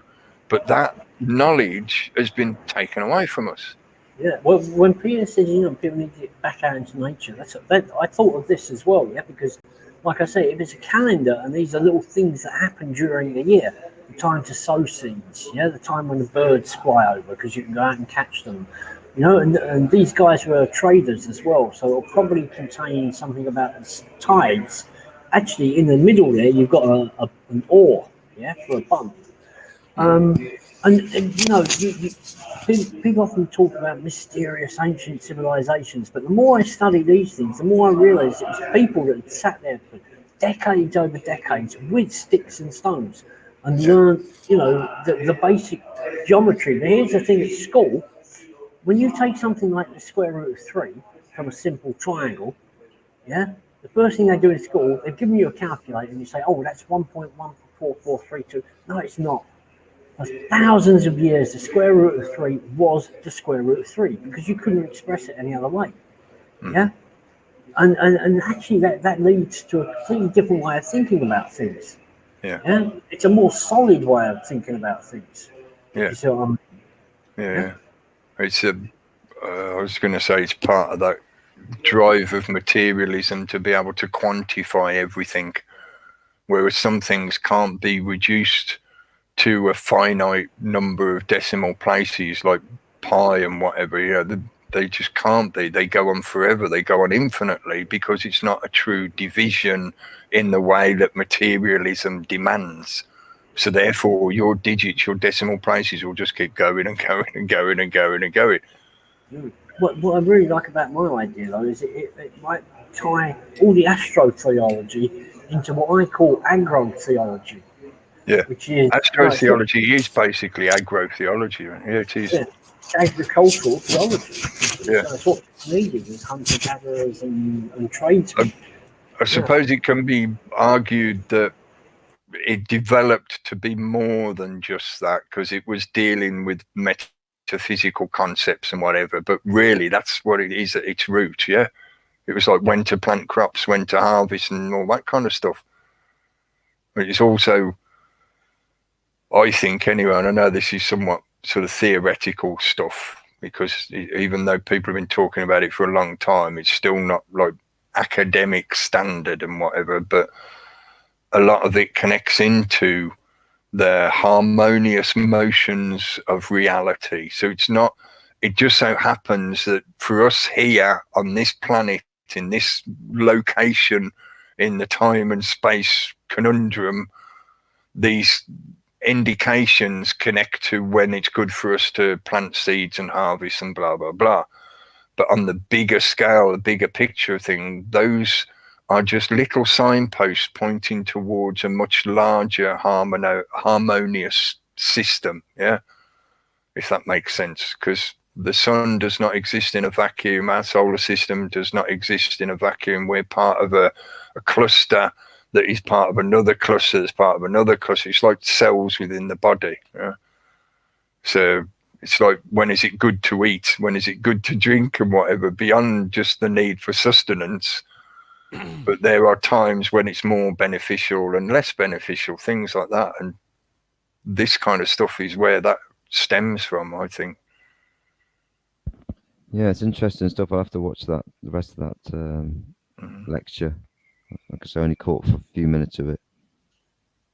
But yeah, it connects to a lot of that older knowledge that, I mean, I just am basing it on my own experience of going through the standard education system and whatever.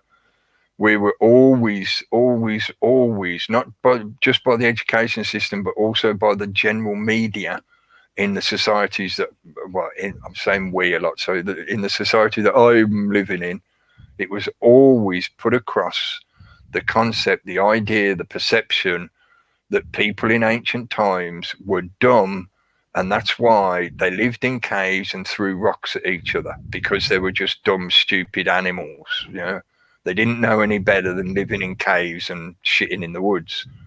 Whereas the more I've learned over the years about this kind of information, this kind of knowledge, the more it's helped me with that perception, that concept that, hang on, you can go back 200,000 years and people had the same cognitive abilities that we have now. If anything, it was probably at a greater scale at what we have now than what we have now. Such bad grammar. Simply because we have externalized most of that ability into our tools. So now I use a calculator rather than doing it in my head.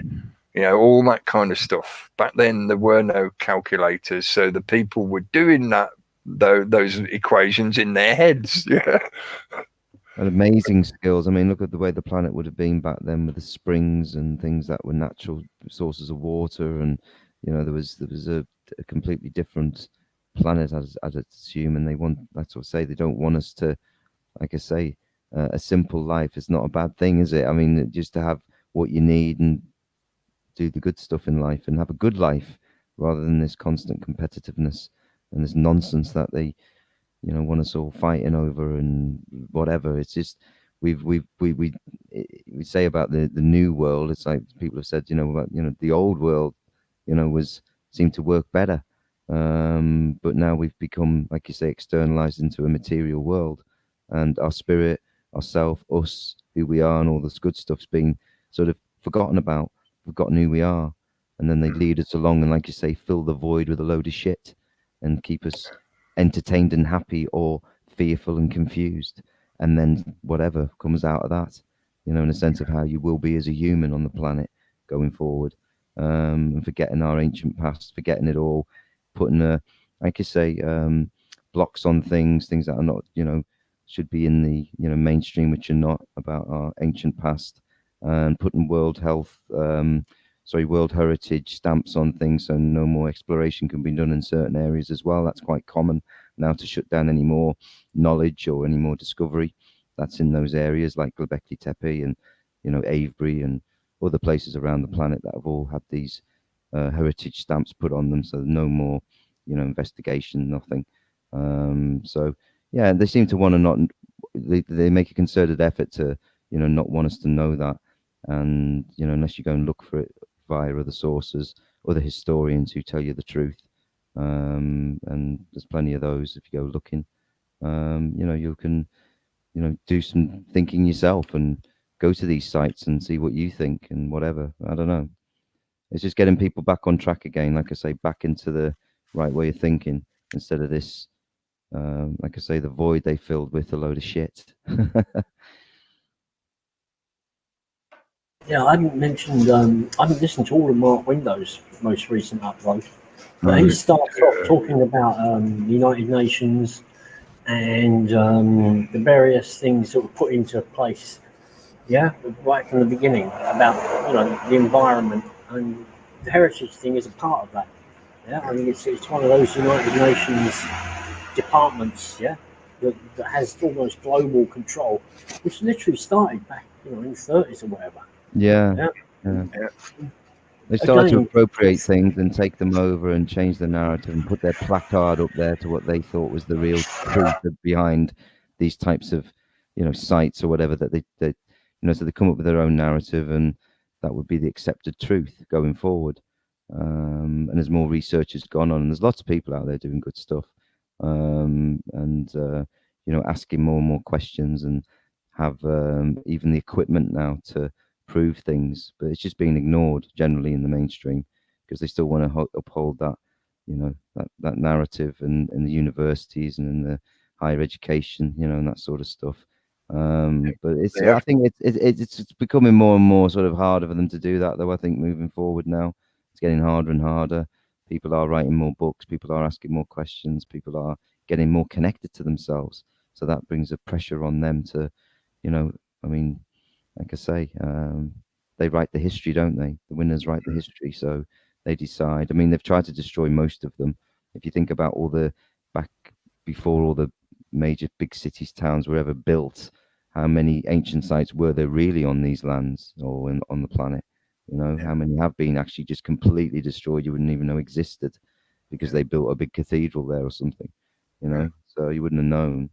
It could have been built out of materials that weren't meant to last forever. They had an attitude of allowing it to be gradually degraded and taken back into nature, and then they build it again. Yeah, it's funny you should say. I was at my friend Rose's the other day. He was watching a D-Max program, and it was on the Chucha something people in South America, and they had a huge empire. These are the ones that used to shake their head. Yeah. Mm-hmm. Now, one of the guys on, I think Megalithomania, he likes saying, "Oh, these people had pointy heads." No, they used to use wooden boards from a very early age and shape them. Yeah. But apparently, this particular culture, they didn't have any leaders. Yeah? And they didn't live in commons as such, but maybe they did in their towns and villages, but they were trading everywhere. And people actually took on their different styles and culture because they liked the way they operated with no leaders. They were taken over by the Incas eventually, and they were decimated by them because they wouldn't give in to them. Yeah, but they were right on that border there. Well, they found elongated skulls in the UK, haven't they? And all over the world. So, I know that practice of them doing it where they actually force the skull to, deform, if you like, but I don't think that quite matches up with what you see, as evidence of. There's two different sort of threads of evidence. There's the stuff that can be provably shown to have been done through cranial shaping, through boards and stuff like that. Yeah. But then there's evidence of stuff that just does not make any sense. It could not have been achieved through those kind of methods. Yeah. There's extra holes in the skull for arteries that just should not be there. There's different numbers of what's it called, the precipitable plate, or the join where there's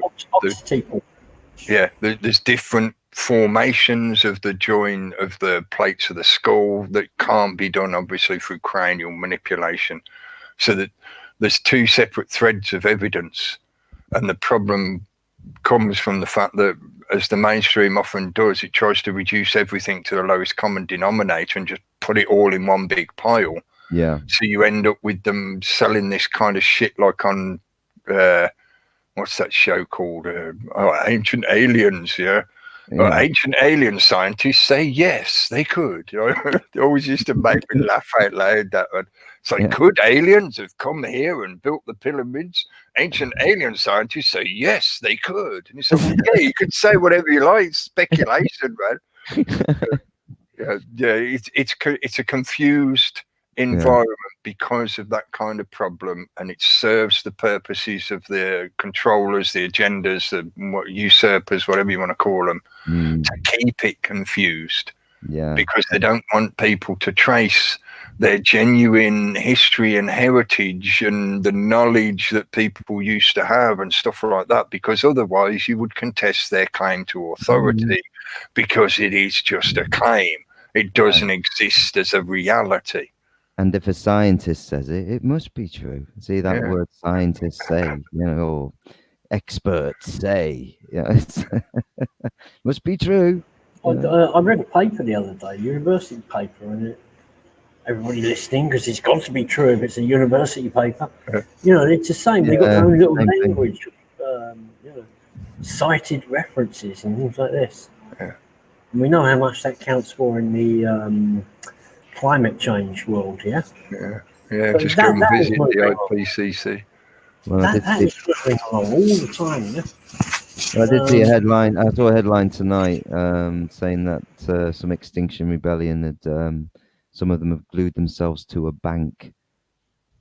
Right. Oh man, Mark Windows again. He's taking a piss out of the woman. I can't remember her name. It's Gabriel or something, because she went somewhere and she had a psychedelic experience. That was it. That's where it ties in with the United Nations. I was going to put. What we need. Sorry, Peter. What we need is an agenda for change. He says, by a strange coincidence, this was the title the United Nations chose back in 1926. I was going to use that story on Wednesday as a one, but I'm so fed up of talking about the bullshit of it. But maybe it needs repeating every week until people start realizing. Because if the BBC is still pushing that agenda, which they are, But like I said, Suspicious Observers is pushing, because when you watch Suspicious Observers, you realise that the climate change thing is actually tied to a lot of the search for dark matter, and a lot of these other things, and the earthquake, and like people in China now, Japan, obviously Russia and India, they're actually beginning to start their own earthquake research as it ties into solar activity, because this is people's diet, like Nepal. And the American government probably has this information, but they're not giving it out. I mean, people are getting pretty pissed with this covering up truth, especially when it can save lives. So, it's going forward.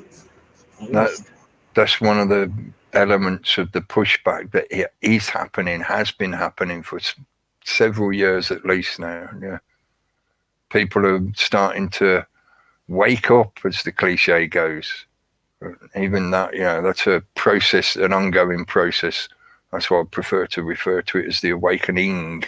It's an ongoing thing. It's not an on-off switch. But more and more people are starting to look at what they're being told and go, hang on a minute, mate, that don't add up. I need to know more. What is your claim to authority? Oh, Boris will tell you. Yeah, the Queen. That's his claim to authority, the Queen. On a slightly different note, but I think it's worth mentioning. It's just as a quick one before we finish up. In the chat, Michael's asking, why is comedy not funny anymore? I'm having a bit of a laugh about it, because I could see people were just chatting in the chat room. They were having a bit of a laugh and whatever. And we were talking about media and stuff like that at the time, I think. But why is in case people get offended? That's why. That's the problem these days. You're not allowed to offend anybody, any section of society, anything. That's so comedy's dead in that sense, isn't it? In a sense. Dave Chappelle. I mean, Pockets of the Future private video earlier on, I strongly disagree with it. Dave Chappelle, the guy that was telling jokes about people at Hollywood parties. Oh, there was a nigger with another nigger. Damn, that guy.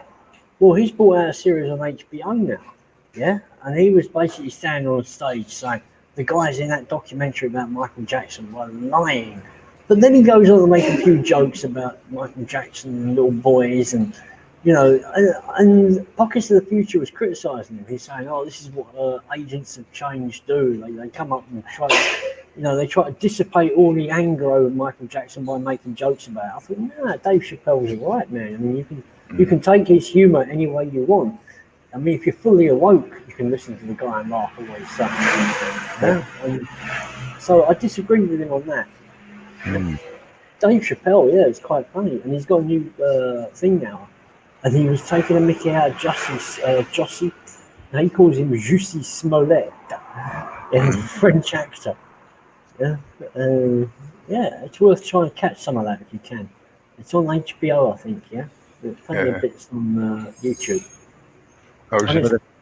Few and far between, though, isn't it? If you think about back in 20 or 30 years ago, longer was was a glut of comedy and things. I'm talking about like mainstream, what say the mainstream channels in the UK would put out. I mean, you've had Steve Hughes. I think he was one who I think appeared a few times, but it's few and far between these days. It really is. And the likes, obviously the ones who would really be waking people up back in the day, like the Bill Hickses or the George Carlins, they're sadly no longer with us. Or they're not allowed. Or they're not allowed, yeah. And the trouble that say Bill Hicks in particular had, just getting sort of his act sort of, if you like, mainstream was a struggle. So and then it's funny how they seem to die young, these ones as well. He's only very young when he passed away. So interesting, Yeah. I think it's grinding to an extreme as well. Yeah. And I know we're just talking about comedy in particular, but there's a lot of other cases of things going on at the moment, things that have been taken to the stage of court cases and whatever, that just demonstrate the extreme that it's getting to now that the supposed political correctness bullshit has been legislated into position, because for a while, for a number of years, it was like talking points. It was opinion arguments across newspaper media, and the Guardian's one side and the Telegraph's the other, and shit like that. And they'd argue about certain concepts and ideas and societal questions, But then things started getting legislated, and we've had various cases of people, being taken to court, being prosecuted because something they posted online has offended somebody else and shit like that. And now we've got to the stage where I was just thinking that one example of that, the guy in Canada, I can't think of his name. He's her, I'll probably get in trouble if I misgender it. Maybe I should just say it, because then the gender doesn't count. But who's taken it to the stage of trying to prosecute others for not waxing his balls, basically. We got to that kind of stage, and if you can't make comedy out of that situation, then your society is broken. It's not really a functioning society anymore. It's just purely a tyranny, because the only way that kind of thing perpetuates is because some kind of tyrannical force is keeping that idiocracy in place. Because if you can't laugh at that kind of situation, which is just so ridiculous, because, just by laughing, you're offending somebody. And so, well, reality has no ability to get the idea that we refer to as being offended. Reality doesn't get offended. There isn't a black hole out there saying, "Oh, I'm offended by all these stars. You look at these stars shining. Why can't I shine?" It's illogical when referencing reality. It's purely a conceptual thing in people's mind. Just the idea that you can put physical duress onto others based on something that is like that conceptual, that non-real. It's that alone to me it's dark comedy. But it's not politically correct to actually do a stand-up show talking about that kind of stuff.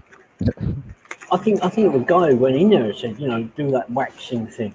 I think he's like a lot of the apparatchiks in the early Soviet Union. You looked around at all the people around you, you looked at the party book, and you tried to fucking match what one of them doing to one of the crimes in your little book. And then you might even make a theatre out of it. You say, "Oh, this man over here is stopping production because he's talking to me." It's if you can interpret the book and apply it to real life, they'll back you up because they hate everybody. Just be a grass, because that's the only way you won't be hated, or at least not at first. you won't be one of the first to be hated. You know, it's telling people that you can go out there, you can lie, you can make up a narrative. These are the rules. Find something that's broken one of them, or concoct a story where somebody's broken one of them, like Jussie Smollett did. Yeah, and we'll back you up on that. Well, I see comedy around me every day. It makes me howl and laugh like I've never howled and laughed before. I think it's when you become awake and aware.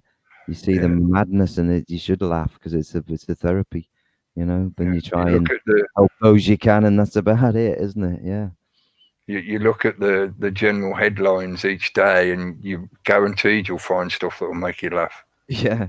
Yeah, like something that Boris has said or whatever. And I said it is dark comedy in many ways, but that is now the new version of comedy. You're not allowed to individually come up with jokes and say them because you'll get prorogued. Yeah. But you can look at the situation and see how it's just comical. Yeah. I was thinking as well, so based on that, but also some of the stuff I was ranting earlier about the being creative to fill that void and whatever. I just want to make the usual kind of caveat and saying I'm not trying to, with what I was saying then and what we're talking about now, I'm not trying to suggest that you ignore the negative, you ignore the bad stuff, and that's the way to deal with things, is just ignore it all and just paint a picture or tell a story, be creative, and then you'll forget about all the bad shit. It doesn't work that way. If you just ignore the stuff, it will get worse and it will end up knocking you over in some fashion because you're too busy enjoying your distraction. So there's one quote that I think's very relevant to that kind of stuff, and as well, this is relevant to that kind of externalization, externalizing the hierarchy. I had the chance to get round to listening to that video that Max Egan did a while ago on that point. I haven't either. It got taken off YouTube before I got round to watching it, but I know I'm BitChute other places, so I'll try and get to watch it or listen to it. Really, there's too much to watch, isn't there? There's too much to catch up with, and I have limited time really online myself sometimes. And I just get all the time to watch everything I want to watch or see. But that creative element is definitely an immensely useful tool to help you deal with all this kind of shit. And if you can't laugh at yourself, do you offend yourself when you laugh at yourself? Oh, I'm offended. Yeah, I have roused myself. When I used to live on my own, I have an argument with myself and go in the spare room. It's something about this political correct tyranny bullshit. They're doing me scratching the head thing again. It's like, hang on. So if I laugh at myself, can I prosecute myself because I'm offended that I laughed at myself? And then the madness begins. Can I claim some kind of compensation because I got PTSD because of the laughing at myself? The only problem is you won't get it all. You have to pay yourself £1,000 in compensation, but the government have £100 of that, so you'll only get 900. Yeah, you will require a license at some point. Hopefully, I think, we sort of mentioned, and I know we talked about this kind of thing many times. Even though it seems like things are getting absolutely insanely crazy and darker and catastrophically chaotic and all this kind of shit, and I know this is a major cliche, but it is a truism. It's always darkest before the dawn. And at the moment, we're going through that nexus point crunch. So a lot of this stuff is getting seemingly just outright insane. I mean, I've had personal experiences recently trying to deal with the bureaucracy, and I'm just like, I cannot believe that people are saying this shit to me, because that's like the logic of a 2-year-old. That's what you're demonstrating to me. You can't even think above the level of an infant.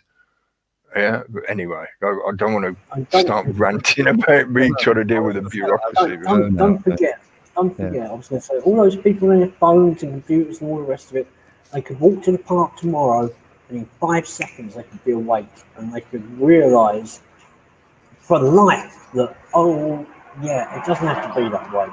I mean, look how stupid it all is. And they could sit there and have that a moment of enlightenment and awakening in 5 seconds, to the point they will never lose it again. Yeah. And the more that happens, the better. Yeah. Yeah. The more that happens, and it happens every day to people. It happens every day to people. Yeah. Yeah. And it is, I think, and I've ranted this kind of thing for a number of years now, it is increasing. That effect is spreading. It may not be that everybody's waking up in the same way you are and shit like that, but there is a change in the tide. There is a change in the direction. And at the moment, we're just getting that afterbirth effect. The process began several years ago. The birthing effect has been taking place, and what we're going through at the moment is that kind of, I know it sounds horrible, but it's that kind of afterbirth effect.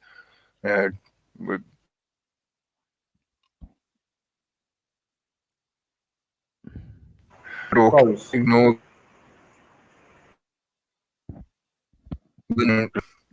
there's a lot more going on, and there's a lot more good stuff going on in the world. So thanks for. So I'm just going to wrap it up, mate, because we're already a couple of minutes over time. I'm just trying to get me. I have to go as well now, really. So I've got to all right. Well, if you want to drop out, thanks. Yeah. Cheers, guys. I'll catch you on Wednesday. Yeah. All the best, and I'll catch you then. Cheers, Cookie. Thank you. I'll just wind it up and say thanks to the folks who joined in the chat room, and thanks to everybody for tuning in. If you're tuning in live or afterwards watching a video playback, thanks for your attention for this 120 minutes or so. And we'll be back again on Reality Chat channel on Wednesday. I think Steve's on Thursday night with the mystery show, and then I'll be back again next week on the 9th, on the next Monday. Yeah, all the usual good stuff. Thanks for joining us, and we'll see you again soon. Catch you. So I'm going to click the button. That one. Take it easy, guys. Click the button. Yes, end broadcast.